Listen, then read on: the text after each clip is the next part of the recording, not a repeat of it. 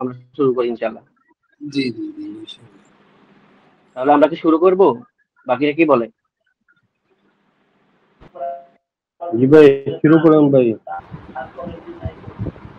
আচ্ছা ভাই, তাহলে আমরা শুরু করি। বিসমিল্লাহির রহমানির রহিম। তো আমরা এখন করব কোম্পানি অ্যাসেসমেন্ট। কোম্পানি অ্যাসেসমেন্টের মধ্যে দুইটা টার্গেট থাকে, সাধারণত 2 থেকে 3টা টার্গেট। প্রথম টার্গেট হলো ইনকাম ফ্রম বিজনেস বের করা। তো আমরা যখন ইনকাম ফ্রম বিজনেস করছিলাম ইন্ডিভিজুয়াল হেডে, ওইখানে যেভাবে করা হয় এখানেও ঠিক সেইভাবে। আমার কথা কি শোনা যায়? জি ভাই শোনা যায়। হ্যাঁ।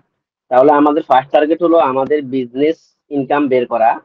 এর পরবর্তীতে আমরা নন বিজনেস ইনকাম গুলা অ্যাড করে আমরা টোটাল ইনকাম বের করব। দেন টোটাল ইনকাম বের করার পরে আমাদের টার্গেট হলো নেট ট্যাক্স লাইবিলিটি বের করা। এই যে total income two net tax liability বের করা পর্যন্ত আমাদের যে ওয়েগুলা দরকার, আমি সেটাকে একটা স্ট্রাকচারে দাঁড় করাইছি। এটা আমার মতো করে, আমি কোথাও পাই নাই। আমি সর্বোচ্চ চেষ্টা করেছি নির্ভুল ভাবে করার জন্য। তো হয়তো আমার জানা গ্যাপের কারণে কোথাও কোনো কারেকশন আসতে পারে। যদি আপনাদের কারো জানা থাকে তাহলে শেয়ার করলে আমি উপকৃত হব। তো আমার আমার যতটুকু আছে, আমি যতটুকু জানি আমি শেয়ার করতেছি। তবে ভুল হলে শুধরে দিলে উপকৃত হব। তাহলে আমি শুরু করলাম। যদি কোথাও কারো বুঝতে সমস্যা হয় তাহলে আনমিউট করে কথা বললেন, ঠিক আছে? তো আমরা টোটাল ইনকাম ক্যালকুলেশনের জন্য আমরা আমি দুটা স্ট্রাকচার দ্বারা, একটা ইন শর্ট আর একটা ইন ডিটেইলস। আমরা ইন শর্টটা দেখি। আমাদেরকে একটা পিএল দিয়ে দিবে, ইনকাম স্টেটমেন্ট। আর নিচে কিছু আমাদের হয়তো এডিশনাল তথ্য দিয়ে দিবে, যেটাকে আমরা অ্যাডজাস্টমেন্ট বলি। তো আমাদের যে ইনকাম স্টেটমেন্টটা দেওয়া থাকবে সেখানে একটা নেট প্রফিট থাকে। এখন কেউ কি বলতে পারবেন যে নেট প্রফিটটা দেওয়া থাকে, এটা কি নেট প্রফিট বিফোর ট্যাক্স নাকি after tax? Tax. After tax. এটা হলো নেট প্রফিট বিফোর ট্যাক্স। কারণ আমরা এই যে নেট প্রফিট বের করার পরে আমরা কিন্তু ট্যাক্স বের করবো আলটিমেটলি। তো তাহলে আমরা এটা যেটা পাচ্ছি এটা net profit, profit before tax.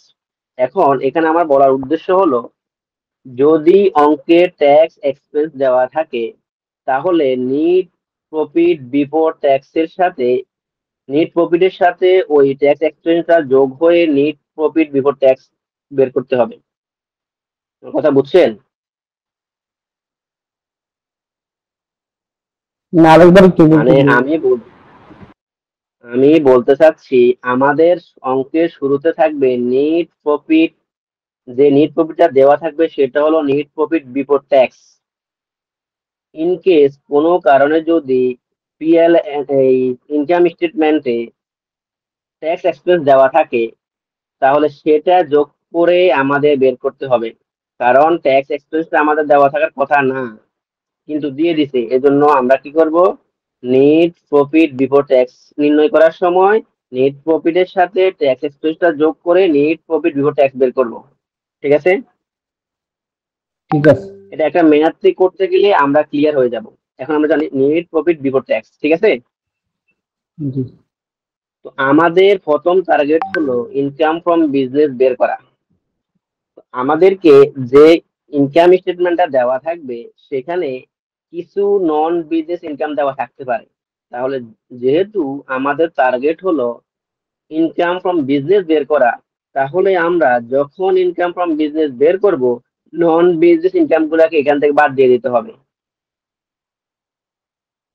আপনারা একটু দিয়ে পার্টিসিপেট করেন, তাহলে আমার জন্য সুবিধা হবে যে আমার কথাগুলো আপনারা বুঝতে পারতেছেন কিনা বা শোনা যাচ্ছে কিনা। নন বিজনেস গুলো এখান থেকে বাদ দিয়ে দিবে। হ্যাঁ, আমরা নন বিজনেস ইনকাম গুলো বাদ দিয়ে দিব কেন? আমাদের ফার্স্ট টার্গেট হলো ইনকাম ফ্রম বিজনেস বের করা, বিজনেস ইনকাম বের করা। এই জন্য আমরা নন বিজনেস ইনকাম গুলোকে বাদ দিয়ে দেই। এরপরে কি করি, অ্যাড করি ইনঅ্যাডভাইজেবল এক্সপেন্স। কি করি, ইনঅ্যাডভাইজেবল এক্সপেন্স গুলো আমরা অ্যাড করি। ইনঅ্যাডভাইজেবল এক্সপেন্স বলতে আমাদেরকে এখানে বোঝাচ্ছে আমি কিছু জিনিস এক্সপেন্স হিসাবে দেখাইছি, কিন্তু ডিসিটি এটাকে এক্সপেন্স হিসেবে মানবে না।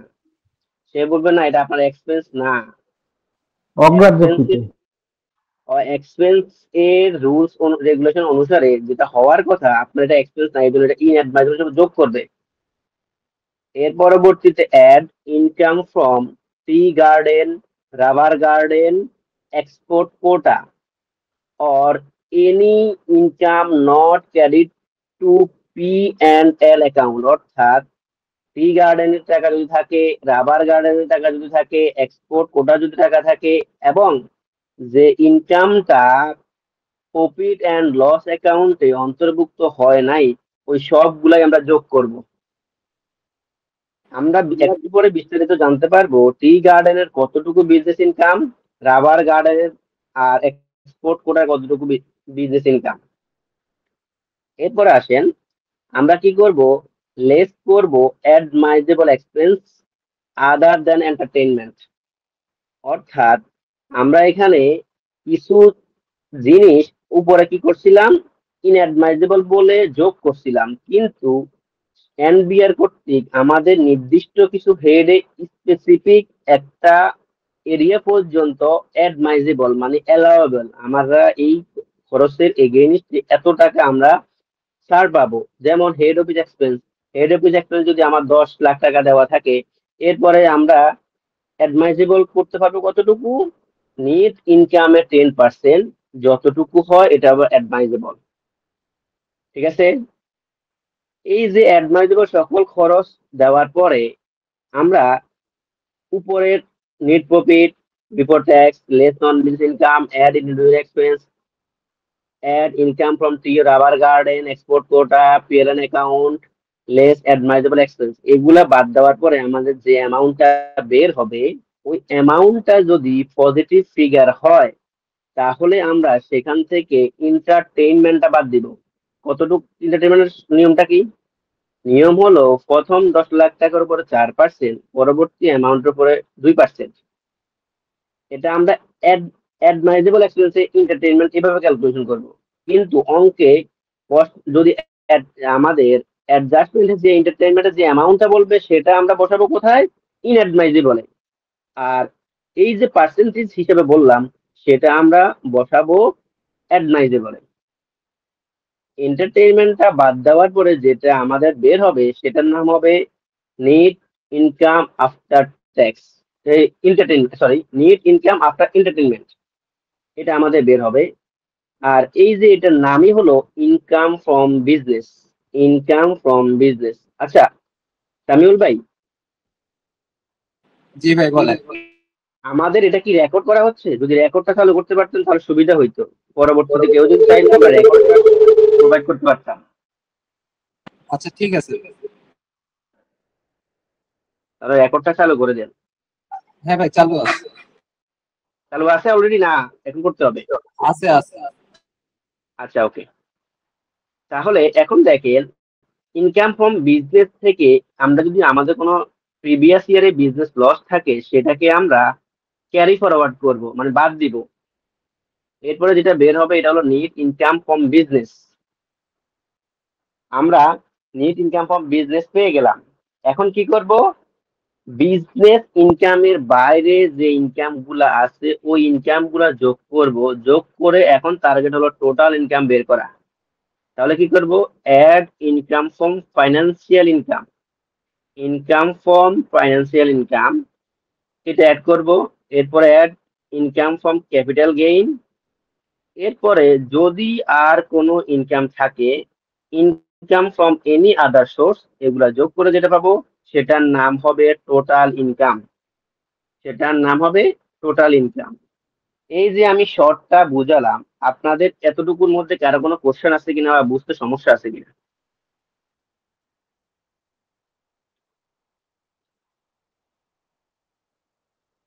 ভাই এন্টারটেনমেন্ট ওইটা একটু আরেকবার বুঝান। হ্যাঁ আমি বলি, এন্টারটেইনমেন্টের নিয়মটা হলো কি আগে বুঝেন। মনে করেন আমার অ্যাডজাস্টমেন্টে বলে দিল এন্টারটেইনমেন্ট 1,20,000 টাকা, তখন আমি এই 1,20,000 টাকাকে ইনঅ্যাডমাইজেবল এক্সপেন্সের মধ্যে এন্টারটেইনমেন্ট নামে লিখবো। আর আমি এন্টারটেইনমেন্টের কতটুকু অ্যালাউয়েবল হবে সেটা আমি কিভাবে করব, আমি এন্টারটেইনমেন্ট ছাড়া বাকি যেগুলো আছে ওইগুলাতে নিট ইনকাম বিফোর এন্টারটেইনমেন্টটা বের করে ফেলবো। এরপরে আমার ওইখানে যদি পজিটিভ অ্যামাউন্ট থাকে, মনে করেন আমার পজিটিভ অ্যামাউন্ট হলো 12 লাখ টাকা, তাহলে প্রথম 10 লাখ টাকার উপরে হলো 4%, পরবর্তী অ্যামাউন্ট 2 লাখ টাকার উপরে 2%। এই টাকা আমার অ্যালাউয়েবল বা অ্যাডমাইজেবল। আমরা যখন অঙ্কে যাব, ডিটেলসে যাব, তখন ক্লিয়ার হয়ে যাবেন। এখন বুঝতে সমস্যা আছে? না না, বুঝতে পারছি, থ্যাংক ইউ। আচ্ছা, এখন আমরা এই যে যেটাকে শর্টে করলাম এটাকে আমরা এখন একটা ডিটেইলস করব। দেখেন সামিউল ভাই, তাহলে একটু ইয়েটা ফোকাস করেন যে আমাদের রেকর্ডটা ভালোভাবে হচ্ছে কিনা। পরবর্তীতে সমস্যা যদি নেই। কেউ আমাদের পরবর্তীতে যদি কেউ চায় তাহলে রেকর্ডটা দেখলে উনি আর মানে আমাদের আর বাড়তি কষ্ট হবে না। আচ্ছা আসেন আমরা এখন আসি, আমি যে মোশনে আগাচ্ছি স্পিডে, এটা ঠিক আছে না আর একটু স্লো অথবা আর একটু দ্রুত যাব? না, এটাই ঠিক আছে, এটাই ঠিক আছে। আচ্ছা ওকে, স্পিড মনে হলে বললেন। আর এখন আমরা টোটাল ইনকাম ক্যালকুলেশনটা ডিটেইলসে দেখব। দেখেন, নিট প্রফিট বিফোর ট্যাক্স, এরপরে কি করব, লেস নন বিজনেস ইনকাম। এই নন বিজনেস ইনকামের যে হেডগুলো এখন আমরা বলবো, এই হেডগুলা আমাদের কি হবে, প্রশ্নে প্রফিট অ্যান্ড লস অ্যাকাউন্টে ক্রেডিট পাশে থাকবে, থাকলে আমরা এগুলো বাদ দিতে পারবো। তো আমি এ পর্যন্ত অঙ্কগুলা করে যতগুলা পাইছি অতগুলা এখানে লিস্ট করছি, কিন্তু একটা অঙ্কে সবগুলা থাকবে না। আমরা এখন যে স্ট্রাকচারটা পড়বো এটা হলো টোটাল স্ট্রাকচার, কিন্তু এক একটা অঙ্কে অল্প কিছু জিনিস থাকবে, সবগুলো ইনফরমেশন থাকবে না। তো আমাদের টার্গেট হলো আমরা টোটালটা জানি নেই, যাতে যত শর্টই আসে যতটুকুই আসে আমরা বের করতে পারি। তাহলে নন বিজনেস ইনকামের মধ্যে একটা পাবো ইন্টারেস্ট অন এফডিআর, অথবা ইন্টারেস্ট অন ফরেন ইনভেস্টমেন্ট, অথবা শুধু ইন্টারেস্ট নামে থাকতে পারে। এরপরে ডিভাইডেন্ড নামে থাকতে পারে। এরপরে interest on tax free security নামে থাকতে পারে। ক্যাপিটাল গেইন মানে সেল অন অ্যাসেটের উপরে কিছু টাকা হবে, এটা থাকতে পারে। এখন একটা জিনিস আসেন, এখানে একটু কথা আছে, আমি নোটটা পড়ি তারপর ডিটেলস বুঝে বলতেছি। নোট, প্রশ্নে যদি রেভিনিউ গেইন অ্যান্ড ক্যাপিটাল গেইনের সমষ্টির চাইতে বেশি টাকা দেয়া থাকে, তবে ক্যাপিটাল গেইন অ্যান্ড আদার নামে লিখে আদারের জন্য বেশিটুকু বাদ দিতে হবে, তবে অন্য কোথাও এর কাজ নেই, আদারের কাজ নেই। এখন আমি একটু বোঝাই। মনে করেন একটা অ্যাসেট যেটা কিনছে 1,00,000 টাকা দিয়ে, ডিপ্রিসিয়েশন বাদ দেওয়ার পরে রিটেন ডাউন ভ্যালু হলো 70,000 টাকা, আর অ্যাসেটের বিক্রয় করছে 1,20,000 টাকা। তাহলে এখন দেখেন আমাদের এখানে টোটাল গেইন কত। আমাদের টোটাল গেইন হলো অ্যাসেটের রিটেন ডাউন ভ্যালু হলো 70,000 টাকা, বিক্রয় করছে 1,20,000 টাকা। তাহলে আমার টোটাল গেইন কত, 50,000 টাকা, 50,000। যার মধ্যে 20,000 ক্যাপিটাল গেইন, 30,000 রেভিনিউ গেইন। ঠিক আছে, তাহলে আমাদের ম্যাক্সিমাম প্রশ্নে কি হয়, এই 50,000 টাকা প্রফিট অ্যান্ড লসে ক্রেডিট পাশে দেওয়া থাকে। যদি ক্রেডিট পাশে এই 50,000 দেওয়া থাকে, তাহলে আমরা কি করব, আমাদের 50,000 টাকার মধ্যে 30,000 টাকা রেভিনিউ গেইন, এটা কিন্তু আমার বিজনেস ইনকামের মধ্যে অন্তর্ভুক্ত, থাকলে সমস্যা নাই। তাহলে অলরেডি আমার এটা আছে, আমি রেভিনিউ গেইনের জন্য যতটুকু দেওয়া আছে ওটা অ্যালাউয়েবল। আমি বাদ দিব কতটুকু অংশ, ক্যাপিটাল গেইনের অংশটুকু, মানে আমি 20,000 টাকা বাদ দিব। এই কথাটা কারো বুঝতে কোনো সমস্যা আছে কিনা বলেন? দাদা, এটা আমি বুঝবো কিভাবে যে এটা আছে কিনা, ক্যাপিটাল কত? আপনি যখন নিচে সমন্বয় দিয়ে দিবে যে অ্যাসেট কিনছে 1,00,000 টাকা দিয়ে, বিক্রয় করছে 1,20,000, রিটার্ন ডাউন করে 70,000। আর প্রফিট অ্যান্ড লস অ্যাকাউন্টে লিখে দিবে gain from sale of asset 50,000 টাকা। হ্যাঁ। আমরা জি। এখন এখানে আমরা স্ট্রাকচারটা আলোচনা করতেছি, কিন্তু যখন আমরা ম্যাথে যাব তখন আমরা একদম ক্লিয়ার হয়ে যাব। আচ্ছা, ঠিক আছে? ঠিক আছে। আচ্ছা, এখন এখানে একটা কথা বলি। মনে করেন আমরা লাভ হয়েছে 50,000 টাকা টোটাল গেইন, কিন্তু লেখা আমার পিএলএন দেওয়া আছে 60,000 টাকা। তখন আমি ওই 10,000-এর বাড়তি কাজ কিভাবে করবো? তখন আমার ওই 10,000-এর জন্য বাড়তি কাজ জাস্ট নন বিজনেস ইনকাম যখন আমি বাদ দেব, ক্যাপিটাল গেইন এন্ড আদার নামে আমি ওই ক্যাপিটাল গেইনের 20,000 প্লাস আদারের জন্য 10,000 টাকা এখান থেকে বাদ দিয়ে দিব। এই 10,000-এর কাজ জাস্ট একবারই বাদ দিব, পরবর্তীতে আর কোথাও যোগ করব না। কিন্তু ক্যাপিটাল গেইনের যে টাকাটা, এই টাকাটা যখন বিজনেস ইনকামের সাথে আদার ইনকাম গুলো যোগ করবো, তখন ক্যাপিটাল গেইনটা যোগ করে টোটাল ইনকাম বের হবে। আদার গেমটা কেন আসবে, না আসবে কোথা থেকে? মনে মানে সাধারণত এটা দেওয়া থাকে না, কিন্তু ভুলবশত যদি কোনো কারণে, আমাদের একটা ম্যাথে আছে এই জন্য আমি এই নোটটা করছি।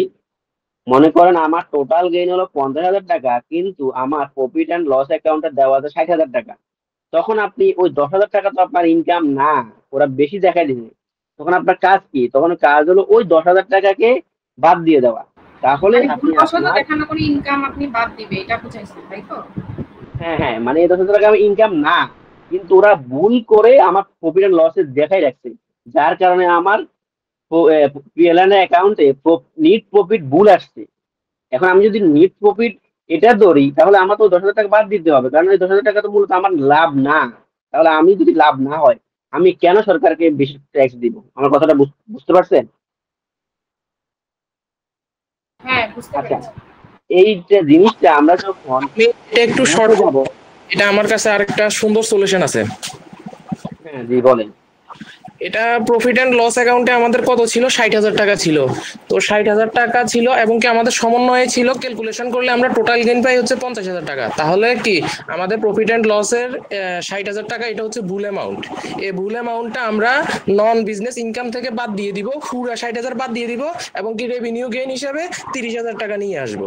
এটা করলে একদম সুন্দর। এরপরে ক্যাপিটাল গেইন আদার ইনকামে যাইয়া ক্যাপিটাল গেইনে 20,000 টাকা অ্যাড করে দিলে হয়। তাহলে আর এত 10,000 টাকা আলাদা কেন আসছে, কিভাবে আসছে, এটা মানে এত প্রশ্ন আসবে না। মানে আমার গেইনটা ক্যালকুলেশন হয়েছে কারণ আমি পুরো অ্যামাউন্টটা বাদ দিয়ে দিছি, এরপরে রেভিনিউ গেইনটা যোগ করছি, ক্যাপিটাল গেইনে আদার ইনকামে যাইয়ে যোগ করছি।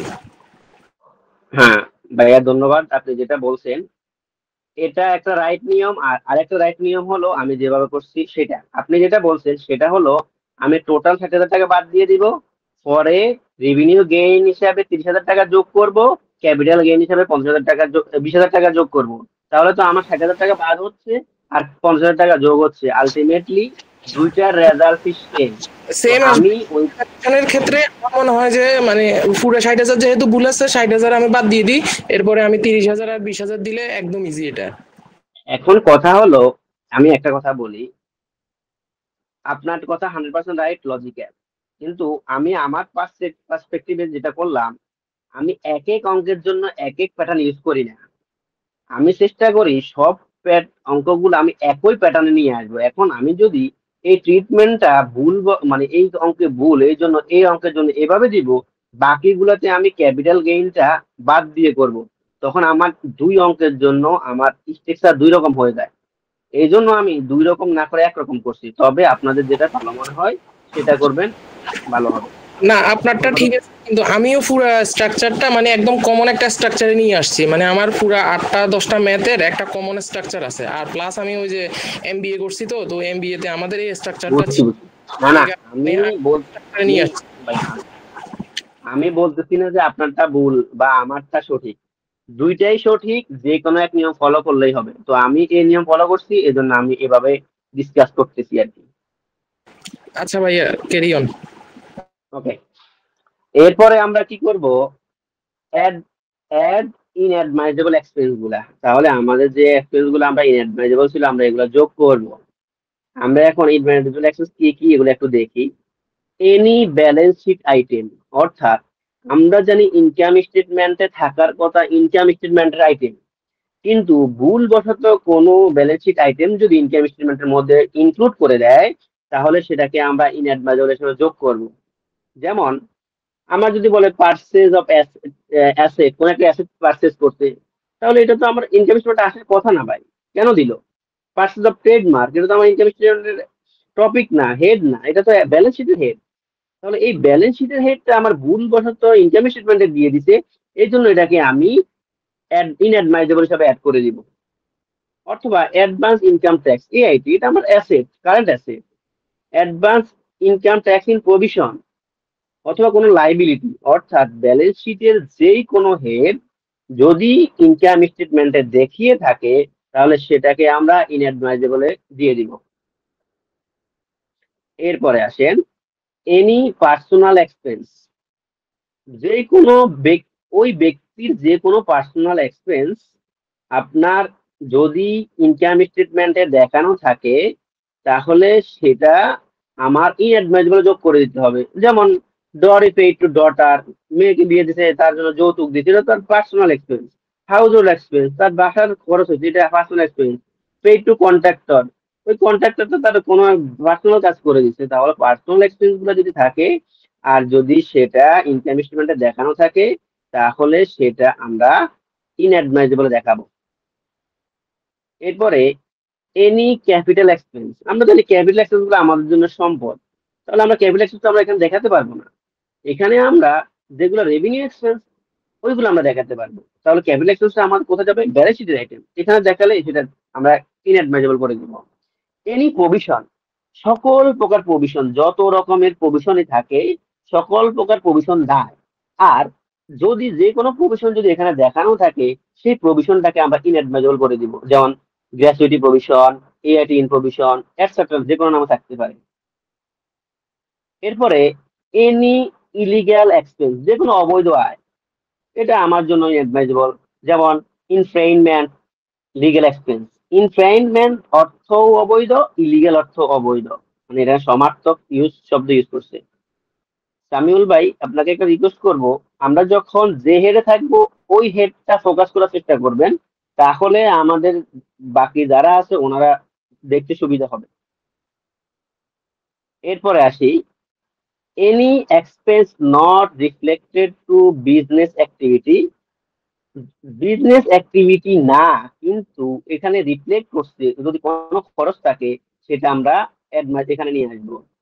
Any expense paid in cash without cheque or bank transfer, অর্থাৎ ব্যাংক ট্রান্সফার ব্যতীত যদি কোনো এক্সপেন্স আপনার, একটু wait a minute, যদি কোনো এক্সপেন্স ক্যাশে পেইড করে, তাহলে তা আমরা এখানে নিয়ে আসবো। এখন এখানে একটা শর্ত আছে, আমরা একটু শর্তটা পড়ি। কোনো খরচের জন্য 50,000 টাকার বেশি পে করলে এখানে আসবে, মানে 50,000 টাকার বেশি নগদে পে করলে। তবে র মেটেরিয়ালের ক্ষেত্রে এই সীমা হলো 5 লাখ পর্যন্ত। অর্থাৎ কোনো খরচের জন্য ক্যাশে যদি 50,000 টাকা বেশি পে করে, তাহলে সেটা ইনঅ্যাডভাইজেবল আসবে। আর এই শর্তটা র মেটেরিয়ালের ক্ষেত্রে 50,000-এর পরিবর্তে 5 লাখ টাকা, যার কারণে আমাদের একটা ম্যাথে 1,70,000 টাকা র মেটেরিয়াল ছিল, কিন্তু আমরা সেটা আনতে পারিনি। ঠিক আছে, এরপরে আসেন ডিপ্রিসিয়েশন। অ্যাকাউন্টিং বেস যে ডিপ্রিসিয়েশনটা আছে সেটা এখানে আসবে।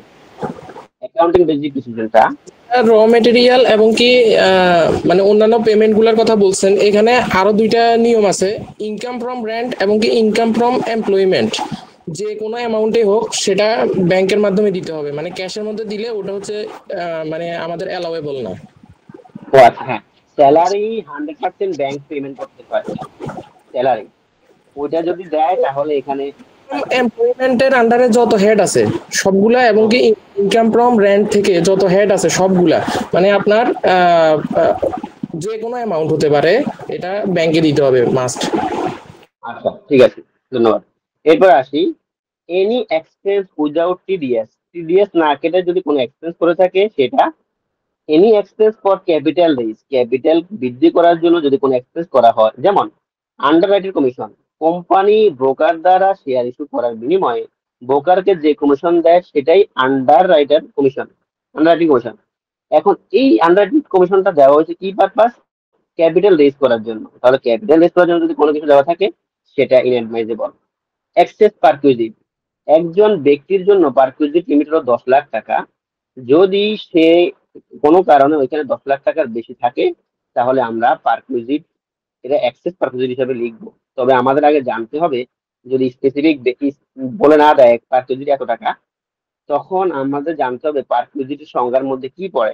ওটার বাইরে কোন কোন হেড আছে যেটা সমস্ত আমরা পারকুইজিটের মধ্যে নিয়ে আসতে পারবো। এরপরে ফাইন, পেনাল্টি, ডোনেশন, আনঅথরাইজ।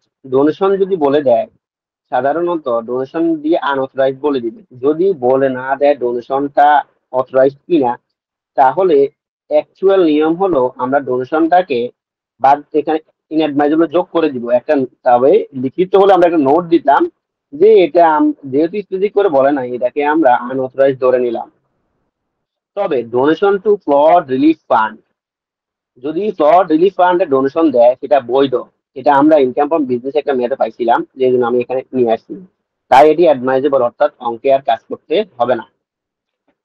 এরপরে আসেন রেভিনিউ গেইন। এখানে একটা জিনিস অবশ্যই মনে রাখবেন, তবে অবশ্যই মনে রাখতে হবে যদি তা ইনকাম স্টেটমেন্টে অন্তর্ভুক্ত না থাকে তখন আনতে হবে। রেভিনিউ গেইন আমি কখন আনবো আর কখন রেভিনিউ গেইনটা আনবো না, এটা একটা গুরুত্বপূর্ণ ইস্যু। যদি আমার রেভিনিউ গেইনটা অলরেডি প্রফিট অ্যান্ড লস অ্যাকাউন্টে অন্তর্ভুক্ত করা থাকে তাহলে আমার এটা আনতে হবে না। কিন্তু যদি বলে যে একটা অ্যাসেট বিক্রি করেছে এত টাকা, যার কারণে রেভিনিউ গেইন হচ্ছে এত টাকা, যেটা এখনো ব্যালেন্স ইনকাম স্টেটমেন্টে রিফ্লেক্ট করা হয় নাই, রেকর্ড করা হয় নাই, তখন রেভিনিউ গেইনটা আসবে। এই জিনিসটা কারো কোনো বুঝতে সমস্যা আছে কিনা বলেন? জি দাদা, একটু বুঝতে আবার বলে ভালো। বলতেছি আমি কখন রেভিনিউ গেইনটা এখানে আনতে পারবো। রেভিনিউ গেইনটা যদি আমার already gain on sell of asset এর মধ্যে ক্যারিড পাশে রেভিনিউ গেইনের অংশটুকু থাকে, ইনক্লুড থাকে, তাহলে আমি রেভিনিউ গেইনটা আর আনতে পারবো না।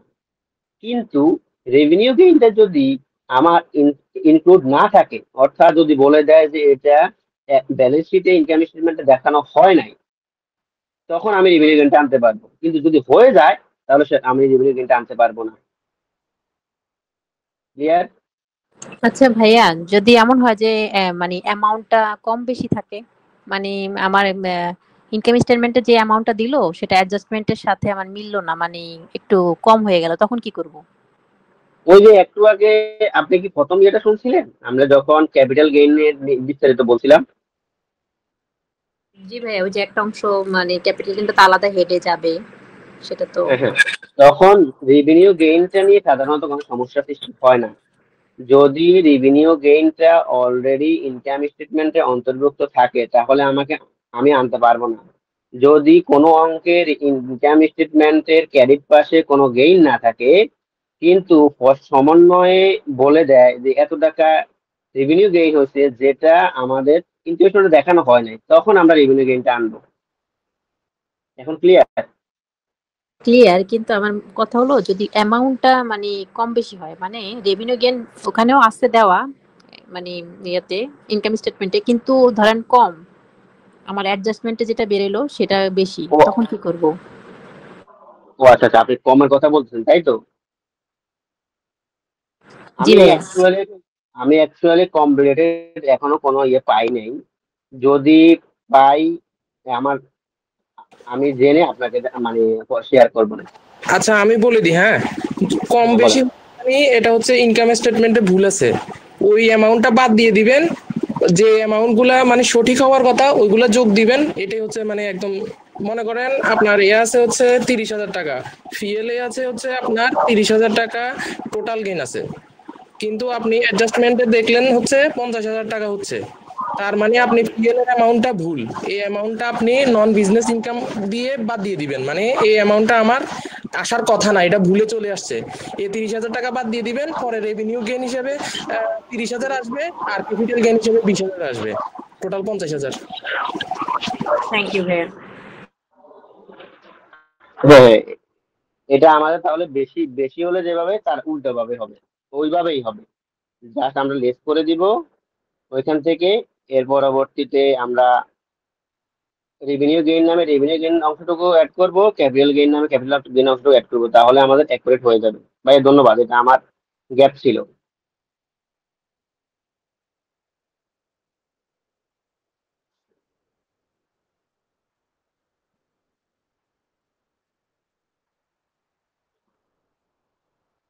আচ্ছা, এরপর আমরা আসি ইন্টারেস্ট এক্সপেন্স। যদি সিস্টার কনসার্নকে দেয়, সিস্টার কনসার্নকে যদি টাকা দেয় তাহলে সেটা ইন্টারেস্ট এক্সপেন্স যদি হয় সেটা এখানে আসবে। তো এটা আমাদের একটা ম্যাথে বিস্তারিত ওইখানে গেলে আমরা বিস্তারিত পাবো যে কিভাবে ক্যালকুলেশন করতে হবে। এরপরে আনঅ্যাপ্রুভ ফান্ড, যদি আনঅ্যাপ্রুভ কোনো ফান্ড থাকে তাহলে সেটা এখানে আসবে। এরপর আসেন head office expense, royalty, licence fee, technical service fee, technical know how fee, technical assistance fee or any other similar nature. এই এক্সপেন্স গুলা যত টাকা দেওয়া থাকবে সমন্বয়ে ইনকাম স্টেটমেন্টে, আমরা এখানে তত টাকা দিয়ে দিব।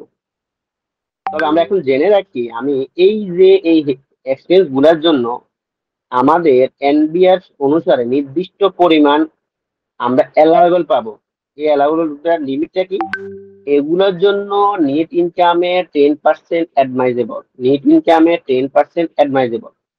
এখন এই যে এই জিনিসটা আপনি দুইভাবে কাজ করতে পারেন। চাইলে আমরা এই এই ঘরে রেখে হেড অফিস এক্সপেন্স মনে করেন আমার দেওয়া আছে 10 লাখ টাকা, আর আমার নিট প্রফিটের 10% হয় 8 লাখ টাকা, তাহলে আমি এখানে নিট অফ করে দেখাতে পারবো 10 লাখ বিয়োগ 8 লাখ, 2 লাখ দিয়ে ওইখানে নিয়ে যেতে পারবো। আমি চাইলে আবার অন্যভাবে দেখাতে পারি, হেড অফিস এক্সপেন্স আমি এখানে এই ঘরে দেখাবো 10 লাখ টাকা, আর অ্যাডমাইজেবলে গিয়ে ওইখানে 8 লাখ টাকা দেখাবো। তাহলে আলটিমেট কথা একটাই, আমি ম্যাথ গুলা করছি, এখানে যতটুকু 10 লাখ রাখছি ওইখানে 8 লাখ নিয়ে গেছি। আমার ম্যাথ গুলো এভাবে, আপনি চাইলে এভাবে করতে পারেন, চাইলে একসাথে নিট অফ করে করতে পারেন। এরপরে আসি foreign travel expense, business purpose. এটা বিজনেস পারপাসে ফরেন ট্রাভেল এক্সপেন্সটা হতে হবে। Promotional expense except advertisement, sample expense অথবা স্যাম্পল ডিস্ট্রিবিউশন।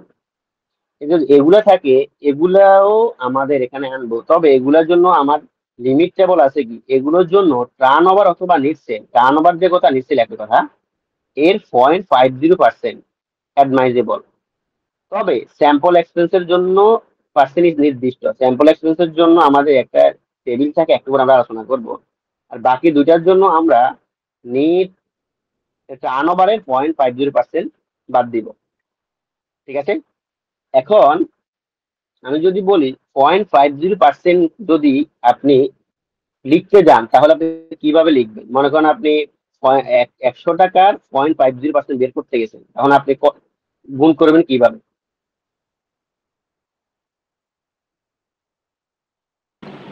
100 গুণ 0.50%। যদি সরাসরি আপনি পার্সেন্ট ইউজ করেন তাহলে এভাবে দিবেন, যদি আপনি পার্সেন্ট ইউজ না করেন তাহলে কিভাবে করবেন?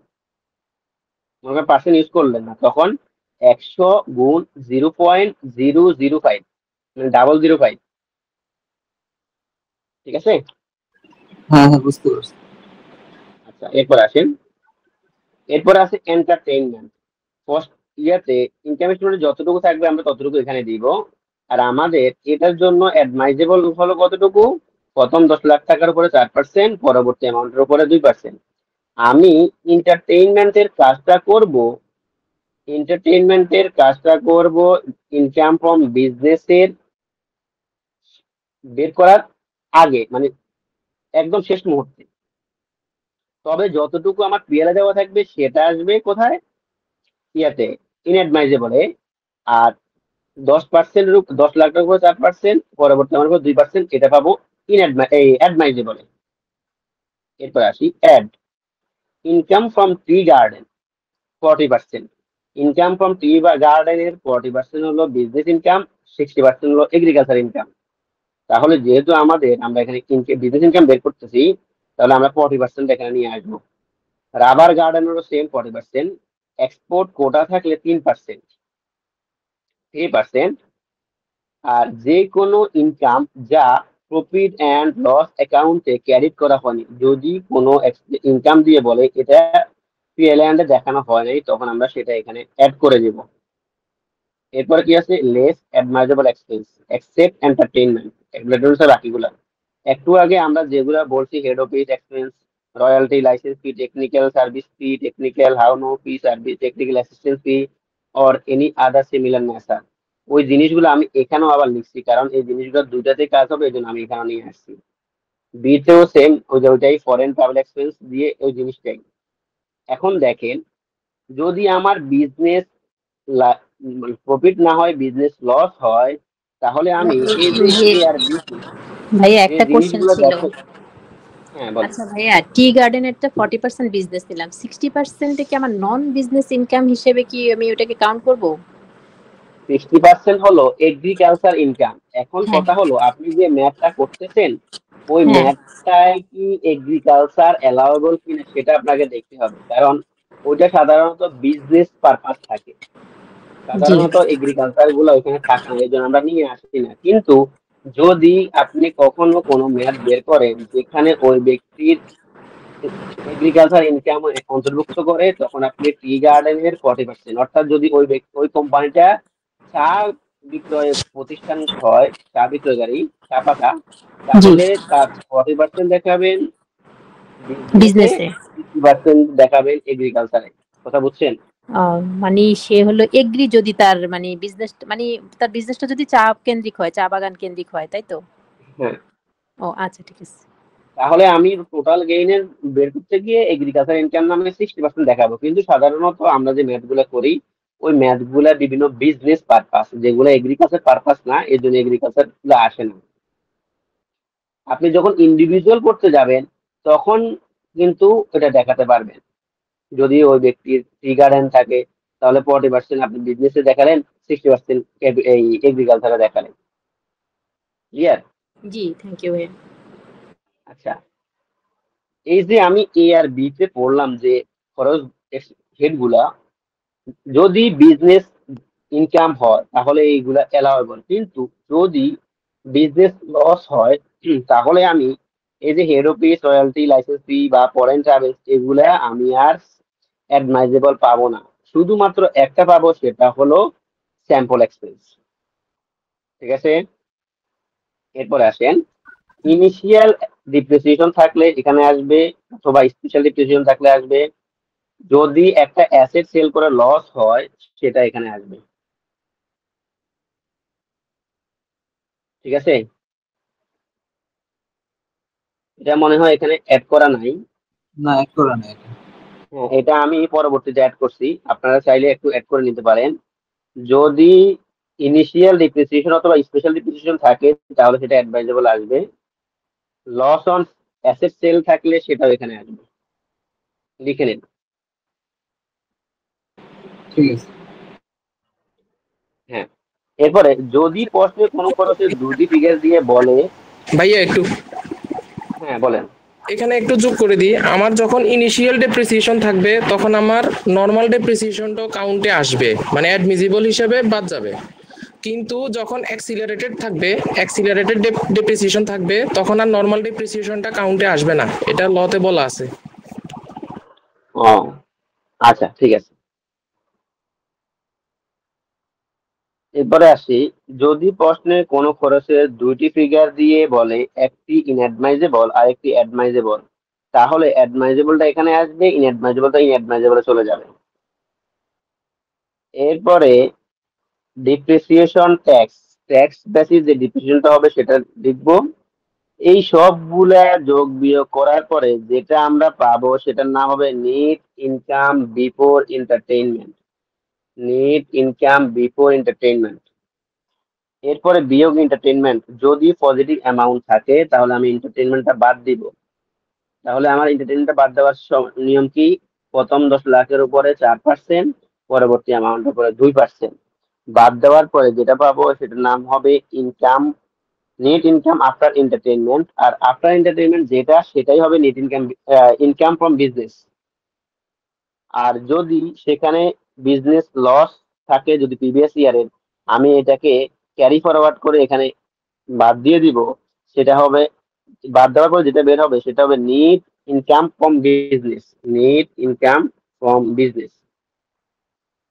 তাহলে এই যে আমরা এগুলা করলাম, এখন আসি add income from financial asset. ওই যে একটু আমরা যখন নন বিজনেস ইনকাম থেকে 4টা জিনিস বাদ দিছিলাম, খেয়াল আছে?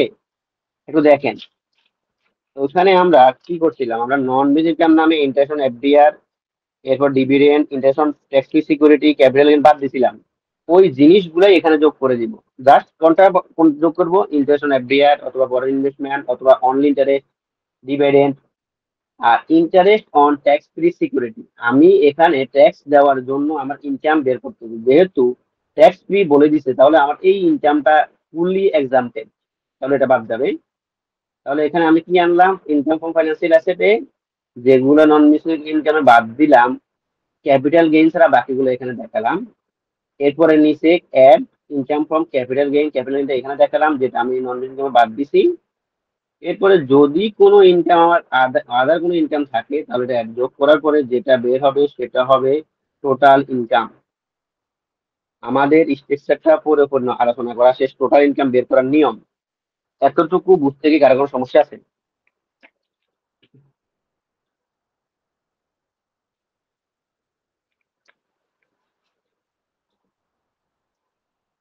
হ্যালো?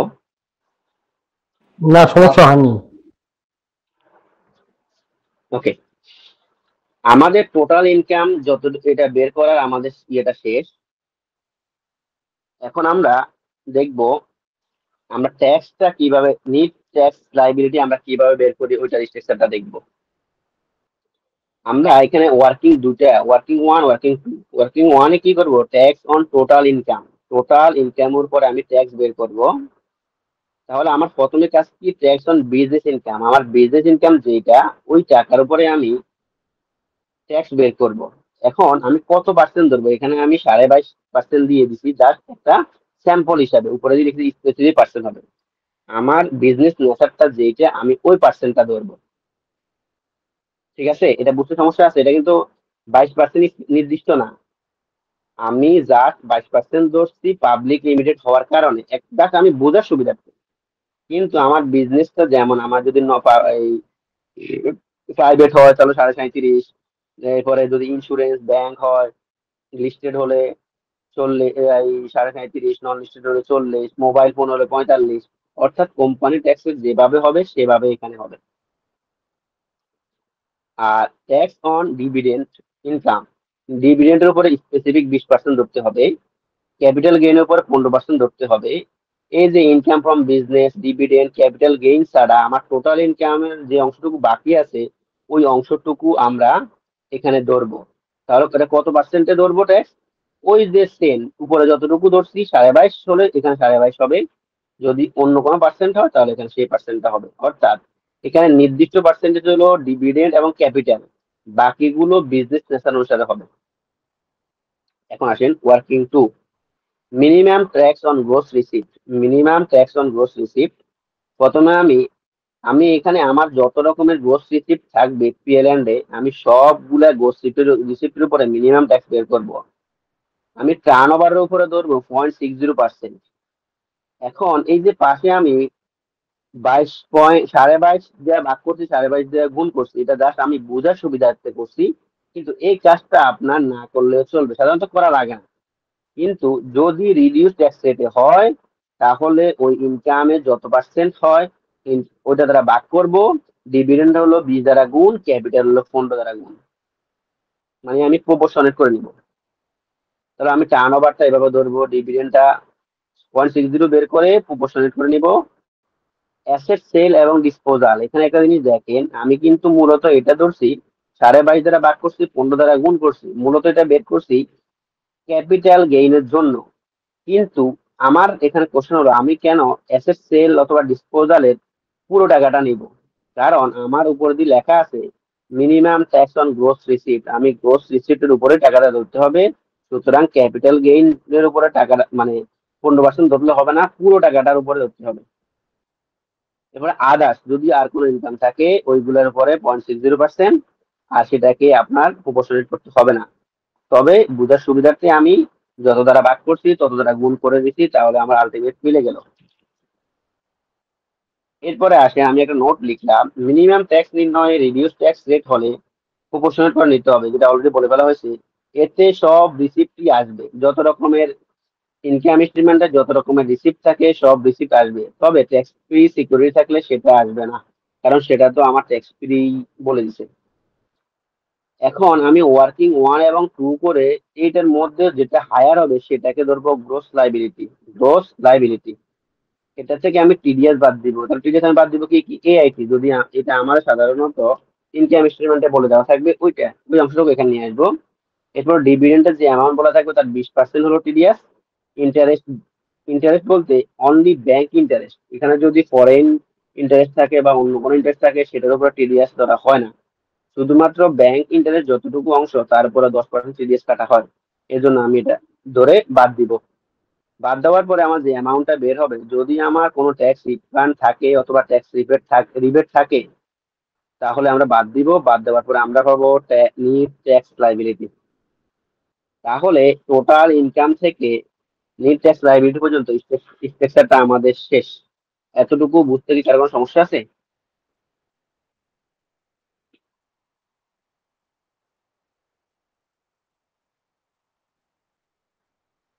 না, কোনো সমস্যা নেই। ওকে, তাহলে আমরা পরবর্তী ধাপে আগাই।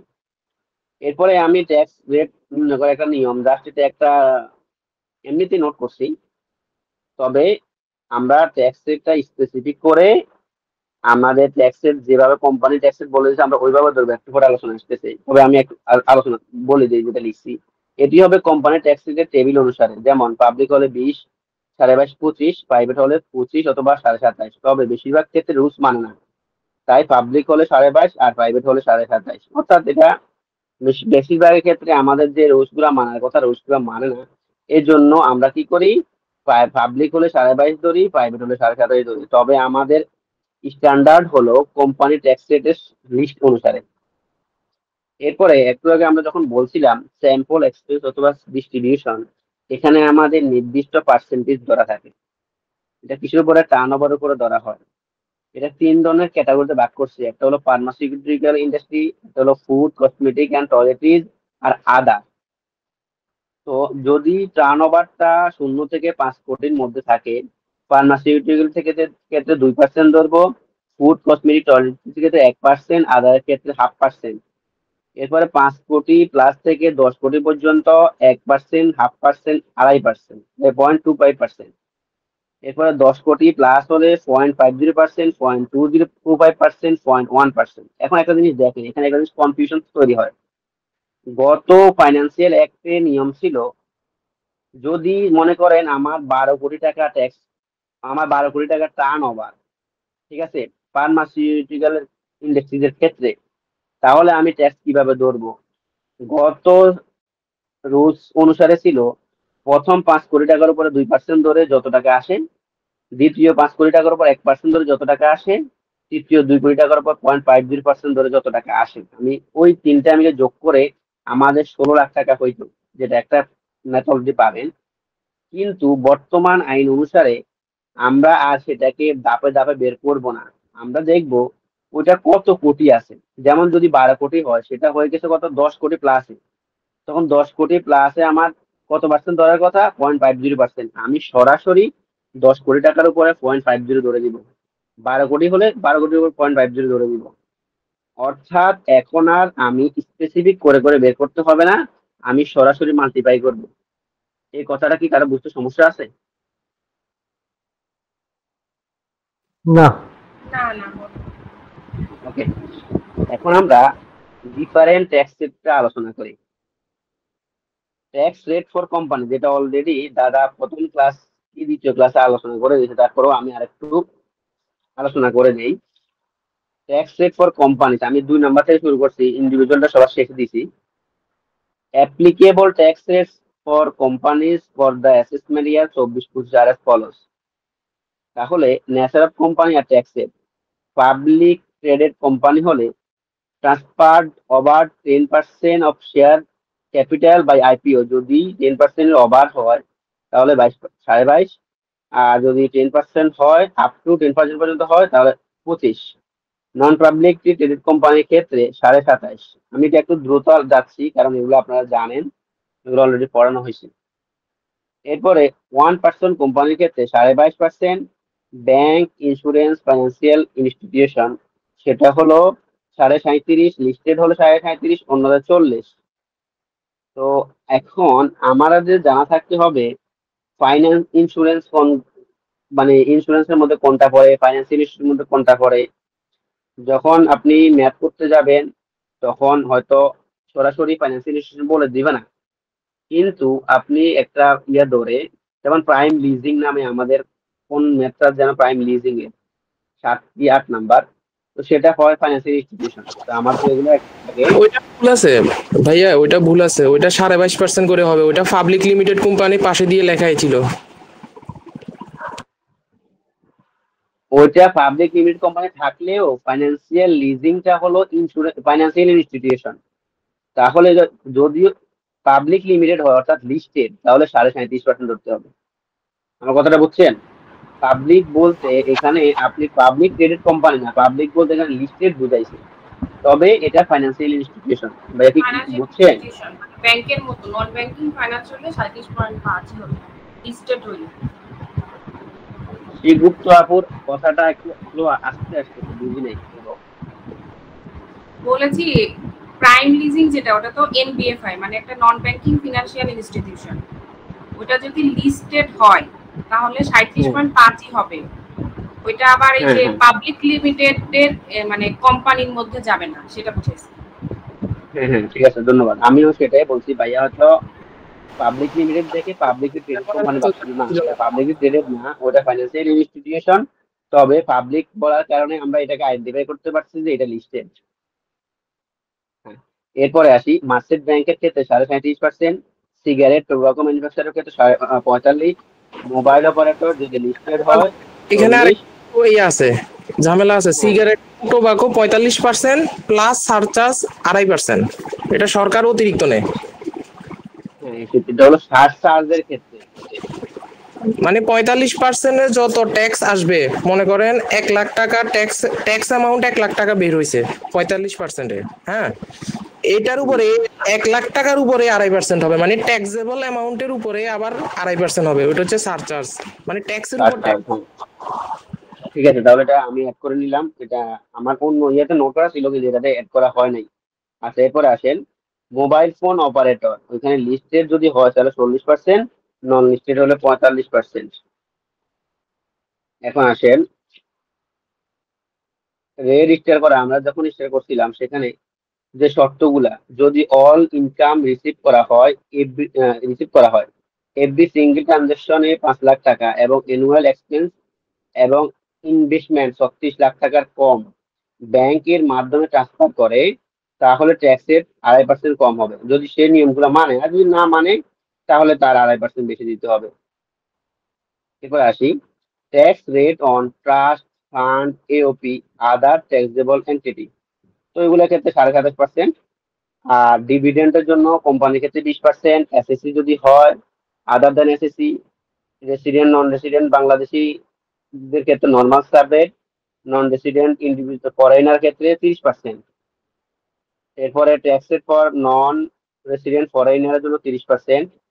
Tax rate on capital gain company হলে 15%, ব্যক্তি হলে দেখতে হবে 5 বছরের মধ্যে হলে 5 স্ল্যাব রেট, 5 বছরের পরে হলে স্ল্যাব রেট অথবা 15%, যেটি কম। Tax rate on winning on lottery, prizes, card, online game or similar game 25, tax rate হবে 25%। আর 1 নাম্বারটা আমি সবার পরে লিখছি, tax rate on individual, partnership and Hindu undivided family. এখানে 6 টায়ার 6 ধরনের 6 স্তরের ট্যাক্স আছে। তো ফার্স্ট স্টেপটা হলো 3.5 লাখ টাকা জিরো, নেক্সট 1,4,5,5, এটা আমি সংক্ষেপে মনে রাখছি 1,4,5,5। এরপরে অন রেট অ্যামাউন্ট উপরে 25%।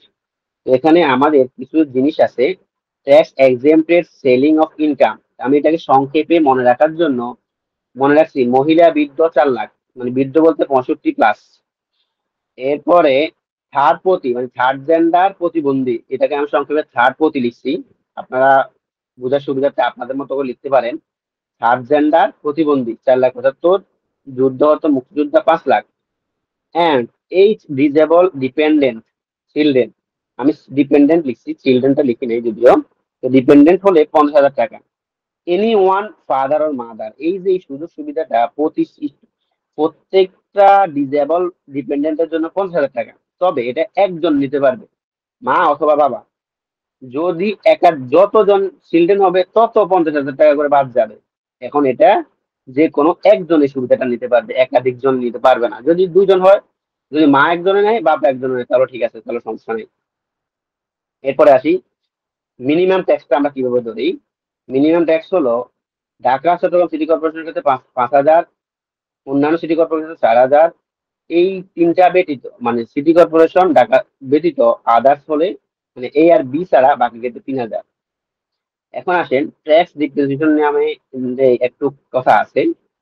ট্যাক্স ডিপ্রিসিয়েশন সাধারণত অ্যাডমাইজেবল এক্সপেন্সে বাদ যাবে, মানে এজ ইউজুয়াল যেভাবে বাদ দেই, কিন্তু যদি ব্যবসায় লস হয় তখন তা বাদ না দিয়ে আনঅ্যাবজর্ব ডিপ্রিসিয়েশন নামে মাইনাস ফিগার দেখাতে হবে। তবে আমি একটু আগে এটা একটু আলোচনা করতে শিওর হয়েছি যে এটা আমরা আনঅ্যাবজর্ব ডিপ্রিসিয়েশন নামে মাইনাস না করে আমি আনঅ্যাবজর্ব ডিপ্রিসিয়েশন নামে টোটাল গড়ে গিয়ে জিরো ব্যালেন্স দেখাবো, আর নোট দিয়ে দিব যে এটা আমি পরবর্তী বছরে যদি লাভ হয় তখন সেখান থেকে আমি অ্যাডজাস্ট করে নেব। ঠিক আছে, এটা হলো ট্যাক্স ডিপ্রিসিয়েশনের ব্যাপারে। আচ্ছা, তাহলে আমাদের বেসিক নিয়ে আলোচনা শেষ। আমরা কি আজকে ক্লাস আর কন্টিনিউ করব না এখানে অফ করব? এখানে অফ করা যায়, কারণ এটা একটু রিভিউ করব, আবার নেক্সট ম্যাথ গুলো আবার দেখলাম অনেক ক্লাসে। একটা ম্যাথ কি প্র্যাকটিস করবেন?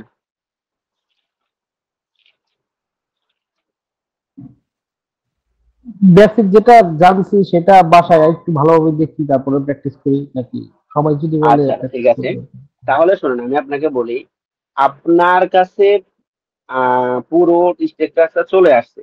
এখন জাস্ট এই জিনিসগুলো একটু বারবার করে দেখেন। আপনি যখন ম্যাথ করবেন তখন জিনিসগুলো আপনার আরো বুঝতে সুবিধা হবে। এখন আমি আলোচনা করে দিচ্ছি, কিন্তু আপনি যখন ম্যাথ করবেন, ম্যাথ করলে এই জিনিসগুলো মাথায় গেঁথে যাবে। তো আজকে যতটুকু ইয়ে হয়েছে এর মধ্যে কি কারো কোনো সমস্যা আছে? ভাইয়া আমার এখানে সমস্যা না, আমার একটা কোশ্চেন ছিল একটা ম্যাথে, আমি কি এখন করব না ম্যাথ করব? আচ্ছা 6 নাম্বার ম্যাথটা কথাটা একটু আস্তে আসে, বলেন। হ্যাঁ বলেন। হ্যাঁ শুনতে পাচ্ছেন? হ্যাঁ শুনতে পাচ্ছি, বলেন। বলতেছি যে 6 নাম্বার ম্যাথটাতে আপনি ওই যে ক্যাপিটাল গেইনের যে ইসটা মানে সেল অন অ্যাসেট এর উপর যে ট্যাক্সটা ক্যালকুলেশন করছেন, হ্যাঁ 5,75,000 এর উপর, হ্যাঁ বলেন।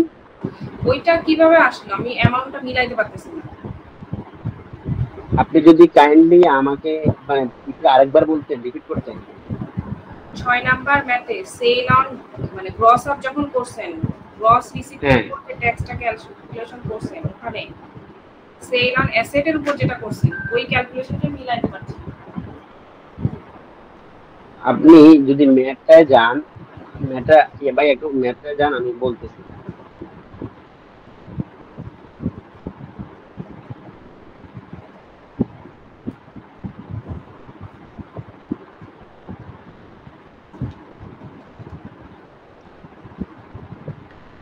আমাদের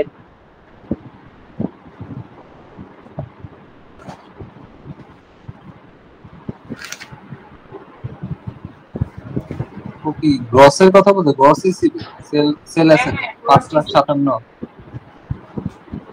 গ্রস রিসিপ্ট বলতে এখানে আপনি 5,75,000। হ্যাঁ 5,75,000। আচ্ছা আমি পড়ি একটু, শুনে জি নাম্বারটাই তো। জি জি বি নাম্বার দেখেন আমি পড়ি, আপনি একটু বুঝেন। A 5 years old machine having cost টাকা 5 lakh and book value of টাকা 3 lakh was sold 5,75,000। মানে বুঝেন, একটা মেশিন কিনছে 5 লাখ টাকা দিয়ে, যার বর্তমান মূল্য হলো 3 লাখ টাকা, বিক্রয় করছে 5,75,000 টাকা। তাহলে দেখেন 3 লাখ টাকার জিনিস 5,75,000 টাকা বিক্রয় করছে, টোটাল গেইন হলো 2,75,000 টাকা, যার মধ্যে 75,000 হলো ক্যাপিটাল গেইন আর 2 লাখ টাকা হলো রেভিনিউ গেইন। আপনার বুঝতে সমস্যা কি সেটা বলেন। আপনি 5,75,000 কে যে 0.60% দিয়ে করছেন এবং 27.5 দিয়ে ভাগ করছেন 15 দিয়ে করছেন। আচ্ছা, আপনি কি ইয়ের কথা বলতেছেন, এই ট্যাক্স ক্যালকুলেশনের সময়? হ্যাঁ, minimum tax on gross receipt যেখানে করেছেন 5,75,000 কে গ্রস রিসিপ্ট যেখানে ক্যালকুলেশন করছেন 2510 টাকা কিভাবে আসলো? আমার তো হইলো না ক্যালকুলেশন, সেটা বুঝাইছি। আমরা যখন ইয়েটা আলোচনা করছিলাম তখন এটা ডিটেইলস বলছি, আপনি হয়তো স্কিপ করছেন। আমি আবার বলি, আমাদের নিয়মটা কি ছিল, নিয়মটা আমি বলছিলাম। আমি করতেছি এখানে ক্যাপিটালের জন্য, কিন্তু আপনি উপরে বলেন আমার লেখা আছে minimum tax on gross receipt. আমি মিনিমাম ট্যাক্স নির্ণয় করি গ্রোস রিসিপ্টের উপরে, যদিও আমার পার্সপেক্টিভ হলো ক্যাপিটাল গেইনের জন্য করা, কিন্তু গ্রোস রিসিপ্টের উপর বলার কারণে আমি এখানে টোটাল সেল উপরে ধরবো, অর্থাৎ আমি কত টাকা রিসিভ করছি গ্রোস, ওই রিসিপ্টের উপরে আমি টাকাটা ধরবো। কথাটা বুঝছেন? জি ভাইয়া, আমি এটা বুঝতে পেরেছি। যেহেতু গ্রস রিসিপ্ট, তো আমার টোটাল ওইটা থেকে কত ইনকাম হয়েছে, আর্ন হয়েছে, সেটার উপর করব। এটা আমি বুঝতে পেরেছি। আপনার তাহলে বুঝতে সমস্যা কোথায় আপু? আমার 2510 টাকা বের হচ্ছে না, আমার 1881 টাকা হচ্ছে। 1881 মানে ক্যালকুলেশনে ভুল আছে। এক মিনিট, আমি ক্লিয়ার করে দিচ্ছি। আপনি যেটা বের করছেন 1810 টাকা, এটা হলো 0.60% দিয়ে বের করলেন। আমাদের এই প্রতিষ্ঠানটা কি, এই প্রতিষ্ঠানটা হলো প্রাইভেট লিমিটেড কোম্পানি। এই প্রাইভেট লিমিটেড কোম্পানির আমার এই ক্ষেত্রে ট্যাক্স রেট হলো 27.5%। এখন দেখেন, আমরা মিনিমাম ট্যাক্সের কথা একটা জিনিস বলছিলাম, আমরা এখন বলতেছি ক্যাপিটাল গেইনের। ক্যাপিটাল গেইনের পার্সেন্টেজ কত? 15%। তাহলে 15% কি 27% থেকে কম না বেশি? কম। তাহলে এটা কি রিডিউস ট্যাক্সের মধ্যে পড়ে? জি। আমরা বলছিলাম কি, যদি রিডিউস ট্যাক্সের মধ্যে পড়ে তাহলে সেটাকে প্রপোর্শনেট করে নিতে হবে। প্রপোর্শনেট কিভাবে করব? টোটাল ট্যাক্স দ্বারা ভাগ করব, যত পার্সেন্ট, যদি বিভিন্ন 20 দ্বারা গুণ করব, প্রপোর্শনেট করার পর 1881 হবে। ভাইয়া প্রপোর্শন করার পরে 1881 হয়। আপনি 2510 লিখছেন, তো এইজন্য আমার কনফিউশন হয়ে গেছে। আচ্ছা, তাহলে আমি ক্যালকুলেশন ভুল হলো কিনা আমি একটু আবার ট্রাই করে দেখি। এইজন্য আপনার কাছে কোশ্চেনটা করলাম, যে একটু আপনি দেখেন যে আমি ভুল বলতেছি না আপনি হয়তোবা লাখ 50,000 ভুল 0.006 ভাইয়া। জি, এই যে 6 নাম্বার ম্যাথটাতে বইতে যেভাবে ট্যাক্সেবল অ্যামাউন্টটা বের করছে এবং কি আপনি যেভাবে করছেন, এটার একটা পার্থক্য আছে। মানে আপনি করছেন একভাবে, বই করছে একভাবে। কিন্তু আপনি যেভাবে করছেন এটা অন্যান্য অঙ্কের ক্ষেত্রে রাইট, কিন্তু এই অঙ্কের ক্ষেত্রে একটু রং। কারণ এখানে আপনি স্পেশাল বিজনেস ইনকামটা আপনি কাউন্ট করেন নাই, এই কারণে আপনি এইভাবে প্রেজেন্টেশনটা দিয়েছেন, কিন্তু আসলে এই জিনিসটা ভুল। এখানে স্পেশাল বিজনেস ইনকামটাও আনেন না, এটা যখন সম্রাটটা করাইছে ওইটাও আনছিল। স্পেশাল বিজনেস ইনকাম আনতে হবে। ওই যে 56 নাম্বার, আপনি সেকশন 56 নাম্বার বইতে 111 পৃষ্ঠা 8.12 গেলে আপনি সেকশনটা পড়লেই বুঝতে পারবেন। এটা আমরা ওই যে কিছু ডিসঅ্যালাউড এক্সপেন্স আছে, মানে যেগুলো আমরা অ্যাডমিসিবল এক্সপেন্স হিসেবে বাদ দিই, ওইখান থেকে কিছু অ্যামাউন্ট আপনার স্পেশাল বিজনেস ইনকাম হিসেবে কাউন্ট হয়। ওই স্পেশাল বিজনেস ইনকামে নিয়ে এসে এখানে রেগুলার ট্যাক্স রেট হবে।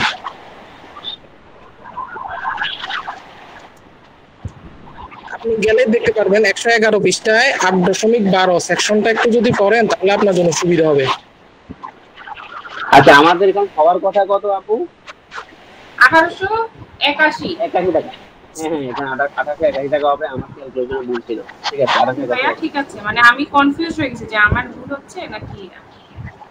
হ্যাঁ, এখানে আমার ক্যালকুলেশনে ভুল হয়েছে। এখানে আমি কিন্তু দেখেন সিকোয়েন্স ঠিক আছে, কিন্তু কোনো কারণে হিসাব অনুযায়ী ঠিক আছে, রুলস অনুযায়ী ঠিক আছে, কিন্তু লেখাটা সামহাও মিসিং হয়ে গেছে। হ্যাঁ, মিসিং হয়ে গেছে। ঠিক আছে আপু, ধন্যবাদ।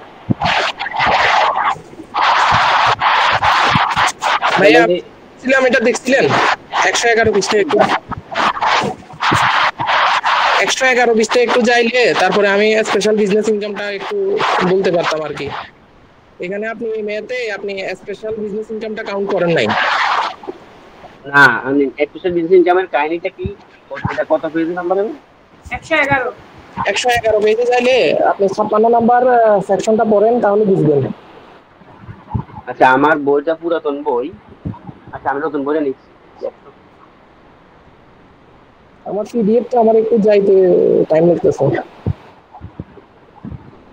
100 কত বলছেন ভাইয়া, আরেকবার বলেন। 111। 111 8.12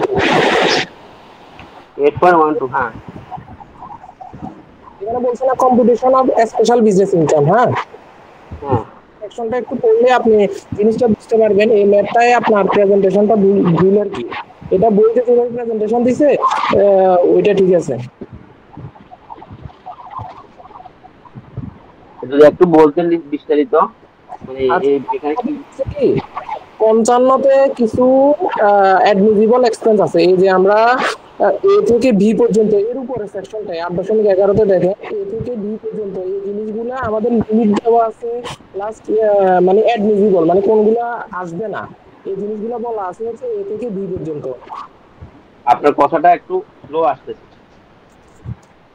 আচ্ছা, আপনি 8.11টা দেখেন তো। 8.12তে বলছে হচ্ছে 8.11 কিছু ইনকাম স্পেশাল বিজনেস ইনকাম হিসেবে কাউন্ট হবে। ডি থেকে জে পর্যন্ত আর কিউ এস আর টি। ডি টু জে, এরপরে কিউ এস টি, এই সেকশনগুলো বাদে বাকিগুলো হচ্ছে স্পেশাল বিজনেস ইনকাম। ও আচ্ছা। আচ্ছা ফাইন ভাই, তাহলে এ থেকে স্পেশাল বিজনেস ইনকাম কোনটা কোনটা সেটা একটু বলেন আপনি। আচ্ছা, আমি তাহলে ম্যাথে যাই। আমার ওই যে পিডিএফ তো একটু ইয়ে হচ্ছে, আপনি একটু আমাকে যদি পেজ নাম্বারটা বলতেন তাহলে আমি যাই। Page number 297। আচ্ছা, 297 আমি যাচ্ছি, একটু কাইন্ডলি ওয়েট করুন।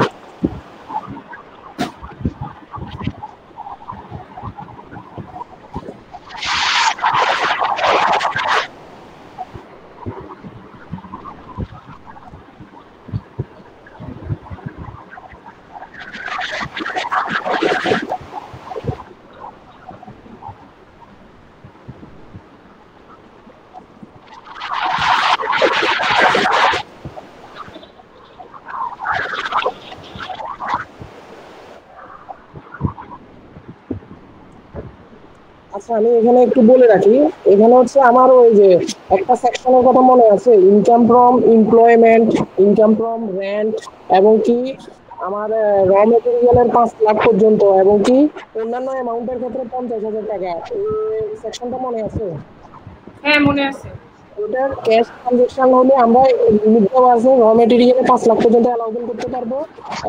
আর এর উপরে গেলে হচ্ছে এটা আমরা অ্যালাউবেল করতে পারবো না। অন্যান্য পেমেন্টের ক্ষেত্রে হচ্ছে 50,000 টাকা, এবং কি ইনকাম ফ্রম রেন্ট এবং কি ইনকাম ফ্রম এমপ্লয়মেন্ট, পুরো অ্যামাউন্টটা আমরা ক্যাশে করতে পারবো না, এটা ব্যাংক ট্রানজাকশন করতে হবে। এই সেকশনটা মনে আছে না? এখানে অফিস রেন্ট আছে তো 11 লাখ। ইনকাম ফ্রম রেন্ট এখানে 11 লাখ আছে। আর আরেকটা হচ্ছে টিডিএস দিয়ে আপনি ইয়া করেন নাই, মানে টিডিএস দিয়ে পেমেন্ট করেন নাই, 1 লাখ আছে। Legal expense. হ্যাঁ, লিগ্যাল এক্সপেন্সের ভিতরে টিডিএস পেমেন্ট করেন নাই, এটা হচ্ছে আপনার স্পেশাল বিজনেস ইনকাম হিসেবে কাউন্ট হবে। রেন্ট এবং কি ইয়াটা টিডিএস পেমেন্ট দেখতে যেটা এটা ওটা হচ্ছে স্পেশাল বিজনেস ইনকাম। বাকি ম্যাথটা করে গ্রুপে দিলেই হয়, তাহলেই হয়ে যাবে। আচ্ছা, আমি স্পেশাল বিজনেস ইনকামের নিয়ে কোনো ম্যাথ করি নাই, ঠিক আছে? মানে ওটা মাল্টিপ্লাই করি নাই পর্যন্ত। আপনি সলভ করে দিয়ে দিয়েন এটা।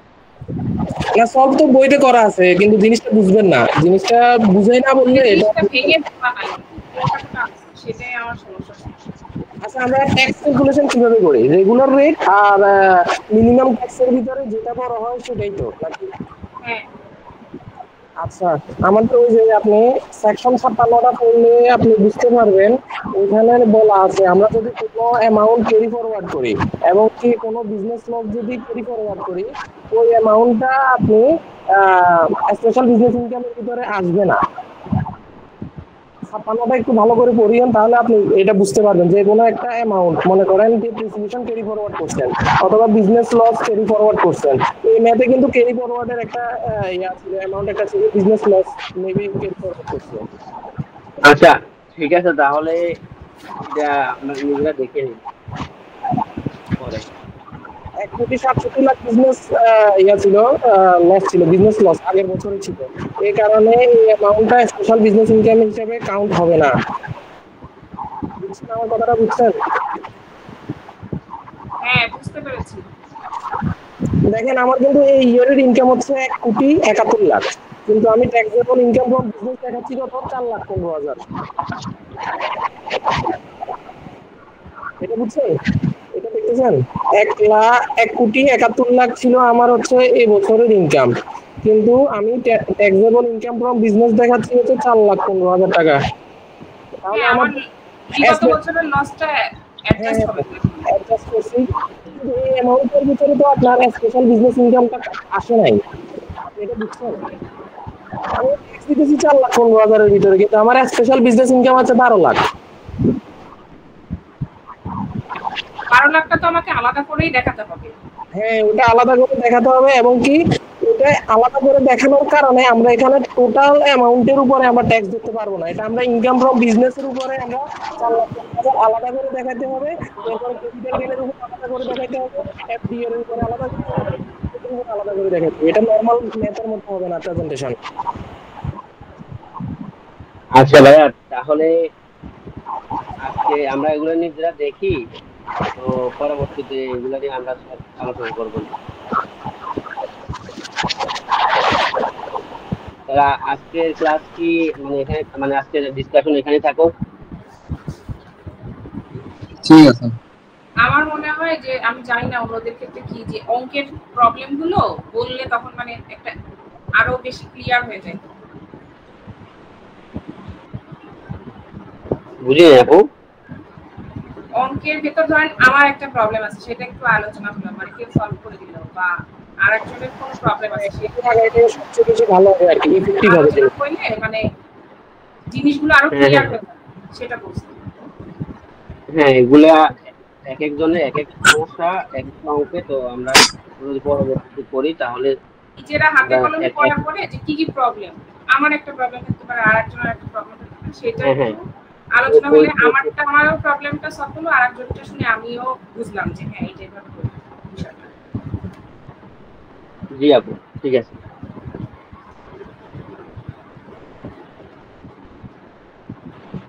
তাহলে কি তাহলে কালকে করব?